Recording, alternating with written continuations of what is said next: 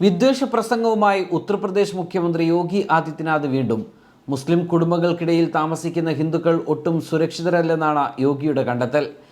ANI പോഡ്കാസ്റ്റിലാണ് UP മുഖ്യമന്ത്രിയുടെ പ്രതികരണം ഉണ്ടായിരിക്കുന്നത്. UPയിൽ ഏറ്റവും സുരക്ഷിതർ ന്യൂനപക്ഷങ്ങളാണെന്നും ആദിത്യനാഥ് അവകാശപ്പെടുന്നു.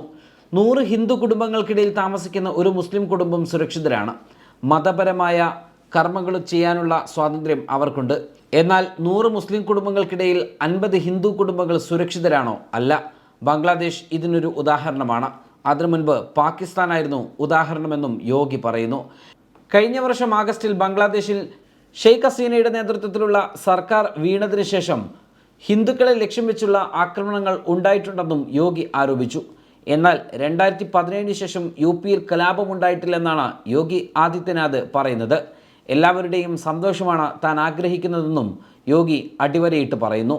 UPയിൽ ഹിന്ദുക്കൾ സുരക്ഷിതരെങ്കിൽ മുസ്ലിങ്ങളും സുരക്ഷിതരാണ്. എൻ്റെ നേതൃത്വത്തിലുള്ള സർക്കാർ 8 വർഷം പൂർത്തിയാക്കി. 2017 BJP സർക്കാർ രൂപീകരിച്ചതിനു ശേഷം ഉത്തർപ്രദേശിലെ വർഗീയ കലാപങ്ങളെല്ലാം അവസാനിച്ചു.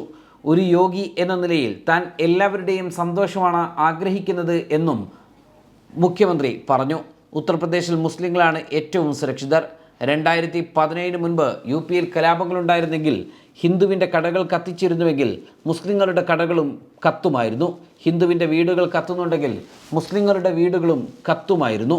എന്നാൽ 2017 ശേഷം കലാപം നിലച്ചു എന്നും യോഗി പറയുന്നു. ഹിന്ദു സ്ഥലങ്ങളിൽ പള്ളികൾ നിർമ്മിക്കുന്നത് എന്തിനാണെന്നായിരുന്നു നിരവധി സംസ്ഥാനങ്ങളിൽ വർദ്ധിച്ചു വരുന്ന ക്ഷേത്ര പള്ളി തർക്കങ്ങളെക്കുറിച്ചുള്ള ചോദ്യത്തിന് ആദിത്യനാഥിൻ്റെ മറുചോദ്യം. അത് ഇസ്ലാമിക തത്വങ്ങൾക്ക് വിരുദ്ധമാണെന്നും ആദിത്യനാഥ് ചൂണ്ടിക്കാട്ടി. സംഭലിൽ നിലവിലുള്ള എല്ലാ ക്ഷേത്രങ്ങളും സർക്കാർ പുനരുജ്ജീവിപ്പിക്കുമെന്നും ആദിത്യനാഥ് കൂട്ടിച്ചേർത്തു. 64 തീർത്ഥാടന കേന്ദ്രങ്ങൾ സംഭലിലുണ്ട്. അതിൽ 54 എണ്ണം ഞങ്ങൾ കണ്ടെത്തി.